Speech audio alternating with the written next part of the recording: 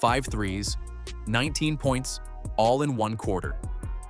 That's what Justine Pissott did in her Las Vegas Aces debut, playing alongside A'ja Wilson, and it's a WNBA record for a debut game. But here's what makes this so infuriating. The Indiana Fever had her first, and she was the perfect teammate next to Caitlin Clark. They drafted her, they watched her torch the Liberty in preseason, and then they let her walk for nothing because they said she wasn't ready. Well, she just proved that was a lie in front of the entire league, and Caitlin Clark had to watch it happen from Indiana.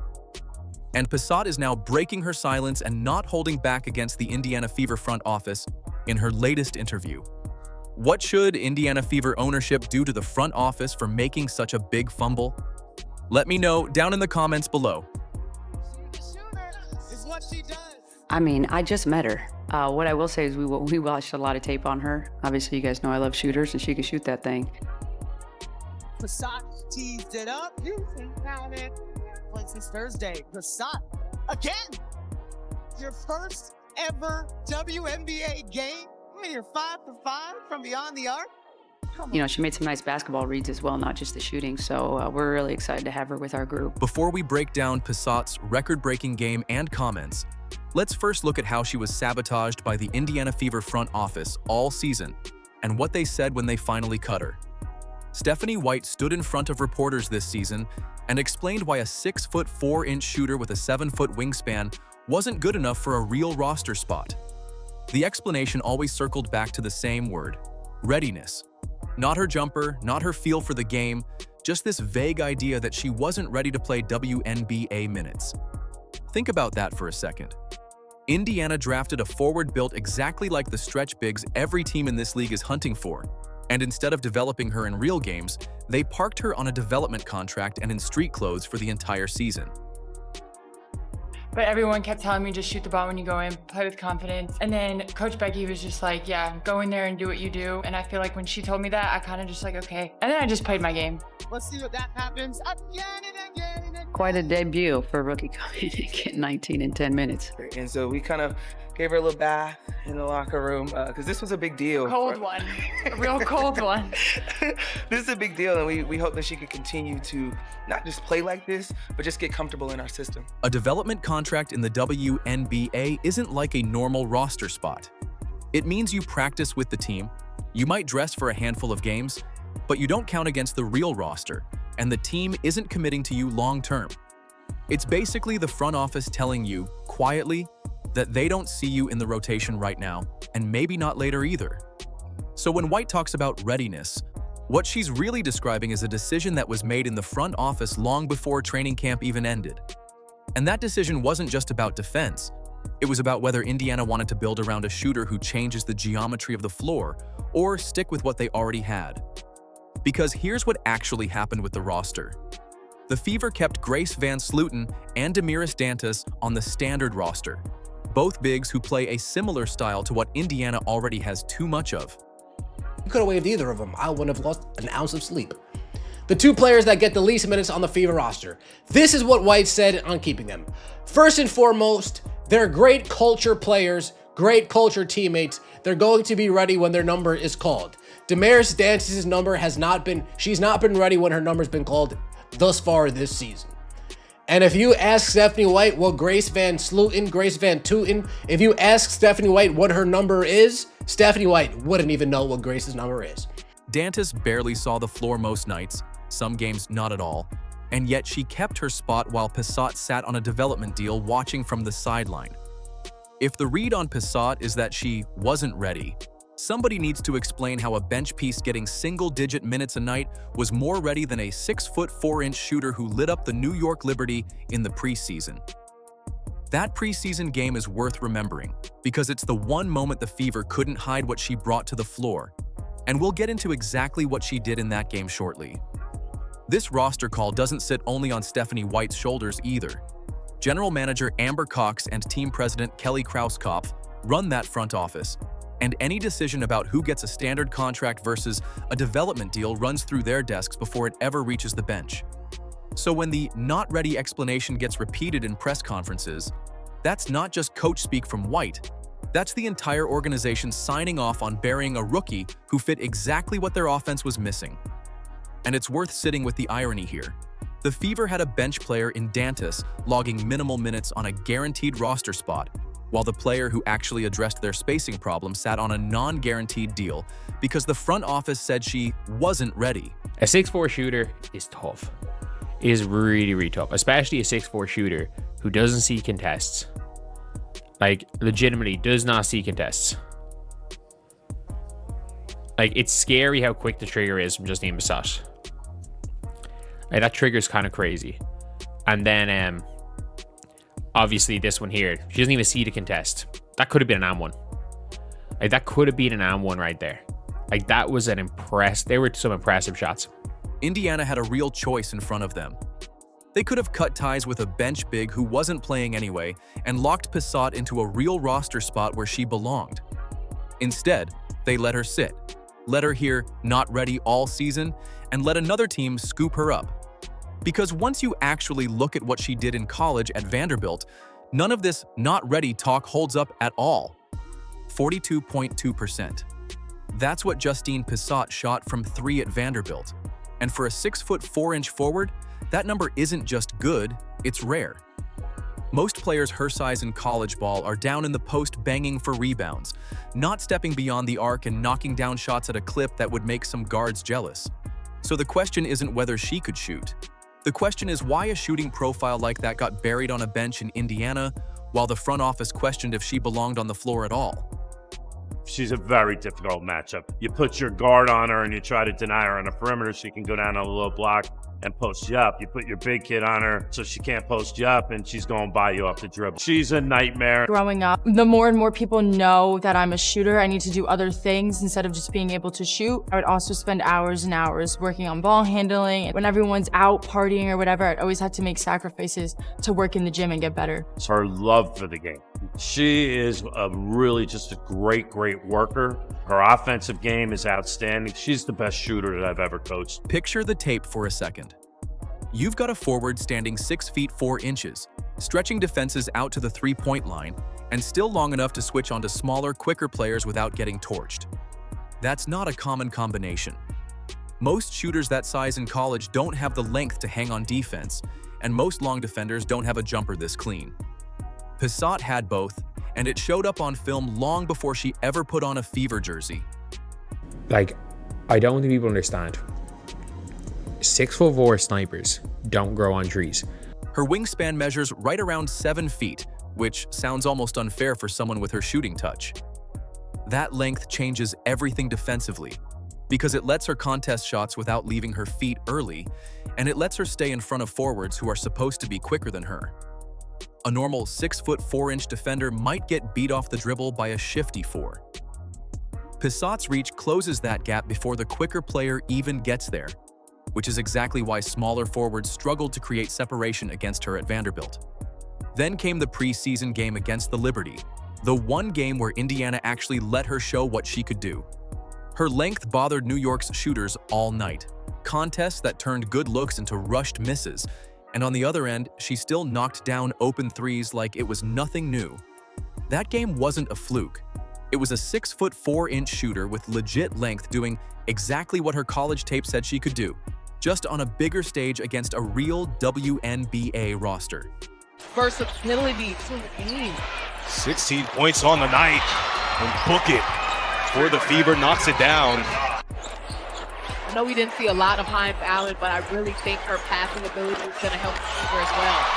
And that one gets to rattle in from Pissott. A player with that build isn't a project you stash for 2 years hoping it clicks. She's already built for the exact role the WNBA has been hunting for at the 4 spot. Someone who can shoot well enough to drag a defender away from the paint and long enough to still guard multiple positions when the ball swings the other way. Vanderbilt's coaching staff talked about her mechanics being some of the cleanest in her entire draft class, a repeatable stroke with a quick release that doesn't break down under pressure. That's the kind of shot that travels because it's built on footwork and rhythm instead of just raw touch. Now, translating a college 3-ball to WNBA range isn't something every shooter pulls off. The line moves back, the pace speeds up, and plenty of college snipers turn into average shooters once they hit the pros. But Pissott already answered that question in the preseason, when her catch-and-shoot looks against the Liberty went in from WNBA distance without any hesitation. That's not projection anymore, that's proof. Her range is unlimited at 6'4". You know, she's just a tremendous shooter. She's improved the rest of her game, her offense and defense. Her passion for being excellent is what impresses me the most. I can't tell you the last time I've been out. I feel like all my friends tell me to go out with them, and I'm never out. I'm always in the gym, getting shots up, watching film. I love it. So by the time the Fever made their final roster cuts, the tape already said everything the front office needed to know. The stats from Vanderbilt, the length, the preseason minutes against a real playoff team, all of it pointed to a player who was ready months before Indiana ever benched her for good. And that skill set wasn't just good on its own, it was the exact answer to a problem sitting right in the middle of Indiana's front court all season long. The scoreboard says Phoenix and Las Vegas, July 11th, and Justine Pissott checks in wearing an Aces jersey for the first time in her career. No warm-up story, no slow build. She catches the ball in the corner, squares up, and buries a three. Then she does it again. And again. Before Phoenix even knows what's happening, Pissott has drilled shot after shot from deep, stacking threes in a stretch that no player has ever put together in a debut game in WNBA history. Legs of some of the other key players for Vegas. Fucking triple of her career, how about that? Point of emphasis through the course of the entire season. Pissott, feeling good. Haven't played since Thursday. Pissott, again. 2 threes. This group. Well, then also, let's see if that happens again and again and again. 3 threes off the bench. Think about what the Fever told everyone all season. Not ready. Can't be trusted on the floor. Needs more time. And here she is, in her first real game action with a new franchise, breaking a record that stood since the league began. It plays out almost like a rebuttal in real time, like she's answering every single word Stephanie White said in those press conferences, except she's doing it with a basketball instead of a microphone. Both teams share the ball so well. They want to run. Pissott tees it up. You can count it. The quickness of her release. I said earlier, she's 6. Everybody eating as Which Becky says a Hammond lot alluded to. for a team. I said it early often. They lead the league in assists. What a heater. By the final buzzer, the stat line reads 5 3-pointers and 19 points, and 1 quarter alone accounts for a chunk of that scoring, enough to set the record for most points in a quarter during a WNBA debut. 19 points off the bench in your first game against a real playoff-caliber Phoenix defense isn't some fluke shooting night. That's a player who knows exactly what she is and finally got the green light to prove it. Becky Hammond didn't hold back afterward either, talking about trusting Pissott's shot enough to run real offense through her from game 1. No easing her in, no baby steps. That's the opposite of a development contract. That's a head coach looking at a 6-foot 4-inch shooter and deciding immediately she belongs in the rotation on a championship roster, not stashed on the bench hoping she figures it out. I mean, I just met her. So what I will say is we watched a lot of tape on her at Vanderbilt. Obviously, you guys know I love shooters, and she could shoot that thing. So that's why we went out and got her. I was happy to, she made some nice basketball reads as well, not just the shooting. So we're really excited to have her with our group. But that's quite a debut for a rookie coming in and getting 19 in 10 minutes. A'ja Wilson's reaction matters just as much, because Wilson doesn't hand out compliments to just anybody. Playing next to a reigning MVP and reacting the way she did tells you everything about how fast Pissott fit into a locker room that's used to winning titles. It's one thing to look good against bad defenses.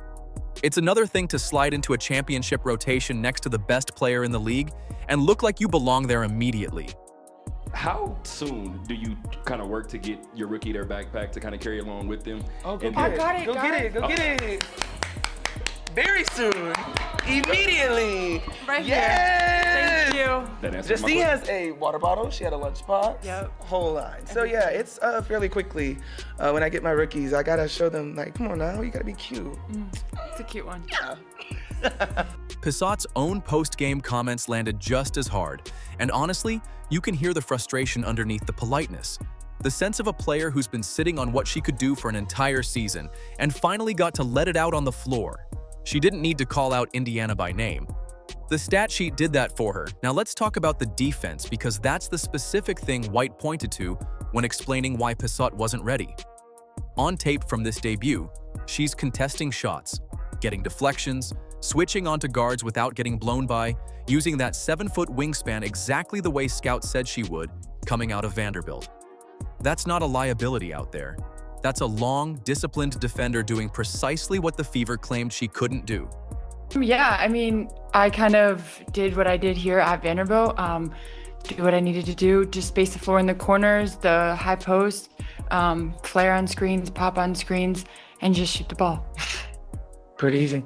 Every part of this debut, the threes, the quarter record, the trust from her new coach, the defense on tape, contradicts the specific reasons Indiana gave for letting her walk. Not one part of it. And now Caitlin Clark keeps grinding through cramped driving lanes, Aaliyah Boston keeps getting doubled in the post, and the Fever front office has to sit there and watch the exact player who could have fixed both problems torch a scoreboard in a different jersey. Watch Caitlin Clark drive into the paint on any given night this season, and you'll see the same problem play out over and over. She gets to the rim, or close to it, and there's nobody spacing the floor from the forward spot to make the defense pay for helping off. The help defender just sits there, comfortable, because the player he left behind isn't a threat from outside anyway. So instead of a driving lane staying open, it collapses the second Clark makes her move, and she's driving into a wall of bodies that has no reason to respect anything beyond 15 feet. A lot of people were pointing out the Fever wanting to have this short squad. This team's got no length. None. Justine Pissott, she may not even make the team. We're starting to wonder, does Stephanie White want her on the team or not? Right here, of course, it was a 95-80 game. 45 rebounds to 26. Look at Indiana's front court rotation this year. Aaliyah Boston, Maisha Hines-Allen, Monique Billings, Michaela Timpson, Grace Van Sluten, and Damiris Dantas. Every single one of them is a traditional post player, somebody who scores around the rim or in the short mid-range, and not one of them is a real threat from three. That's 5 bigs who all do roughly the same job, which means opposing defenses know exactly what's coming every time Indiana runs a set. They sit in the paint, they help early, they double whoever has the ball down low because there's no reason to respect the perimeter from that position. That kind of front court turns Boston's job into a nightmare.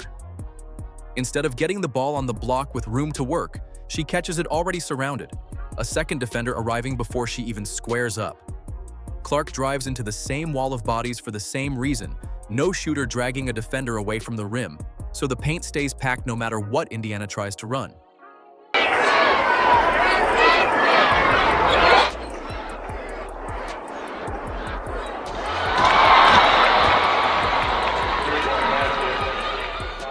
Think about shooting gravity for a second, because that's the real concept here. When a forward can actually knock down threes, her defender has to stay attached out past the arc, which physically pulls that body away from the paint. That's one less defender available to help, one less body clogging the driving lane, one less arm reaching in to strip Boston on a post move. A shooter with range at the 4 doesn't just add points, she changes where every defender on the floor has to stand. Indiana's season stat sheet backs this up hard. The Fever rank near the bottom of the league in 3-point attempts from the forward position, and they've been out-rebounded in a chunk of their losses this year, which happens when your front court spends the whole game standing in the paint, fighting for position, instead of stretching the defense out.